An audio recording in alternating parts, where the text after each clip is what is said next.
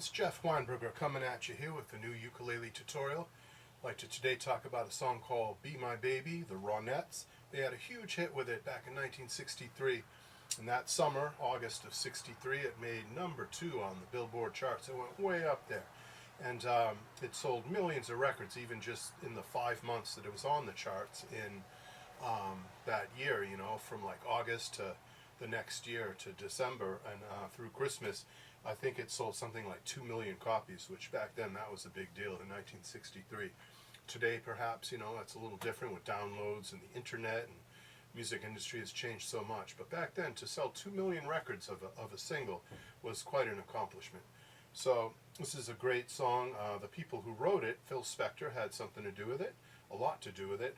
But his songwriting partners on this were Ellie Greenwich and Jeff Barry. They were two very prolific songwriters of 60s pop, especially girl group stuff.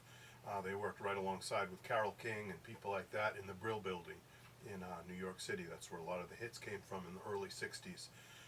And then things kind of moved over to the West Coast a little bit towards the mid-60s and the late 60s in England, of course. But that was a hotbed, New York City, for great pop songwriting of the time. So if you want, I'll leave a little link down below to some history about the Brill Building, so you can read about that if that's a new concept to you. But that'll teach you an awful lot about where some of these songs came from and how they wrote pop music back then as a team, production team. So anyway, yeah, Phil Spector had a lot to do with the sound of that. And please allow me to digress a little bit here. I am going to do a little bit of music history. I know sometimes I get some comments like, well, just get to the chord, show me the chord, show me the strum. And I will, I certainly will. But I just wanted to talk for a brief, perhaps minute or 2 minutes about the history of this song. So Ronnie Spector, she ended up marrying Phil Spector and took his last name.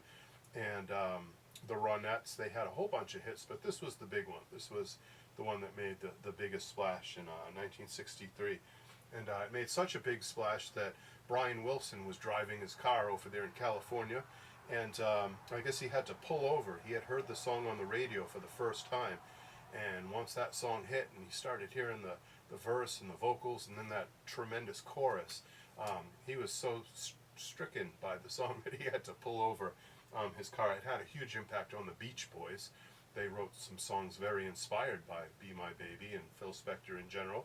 The Beatles too, hugely influential on the Beatles and the Rolling Stones. The Rolling Stones actually did a little bit of touring with the Ronettes when the Ronettes came over to England. So interesting little music history.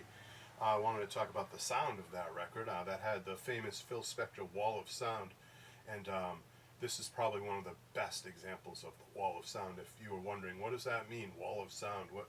I don't get it. What's that mean? Check out this record. This is going to tell you exactly what the wall of sound is like. And one of the features is Hal Blaine, great LA studio musician. His drum set, they put it through a huge reverb. They had reverb chambers back then. They actually had rooms upstairs from the recording studio that they put the sound through a speaker into that room, and that reflected and made a big echoey sound, and that's kind of the sound that we hear, a chamber reverb. They actually had plate reverbs back then too, but I won't get into the mechanics of it. You guys who are recording engineers maybe would be interested in that stuff, but for the rest of you, that's probably not really all that relevant, except the sound. You can tell the sound at the beginning, those drums you heard, boom, boom, boom, boom, boom, boom. That's the Phil Spector sound in a nutshell. It's a cavernous, big, huge snare drum put through reverb. So they had to work hard to get sounds like that back then in '63. Today we just turn on our little computers and put in GarageBand or something, and you have all these plugins, and it's really easy to achieve sounds like that. But back then they had to innovate and work hard and experiment and try to find the sounds that they were hearing in their head and actually execute them. So there were some real geniuses back then.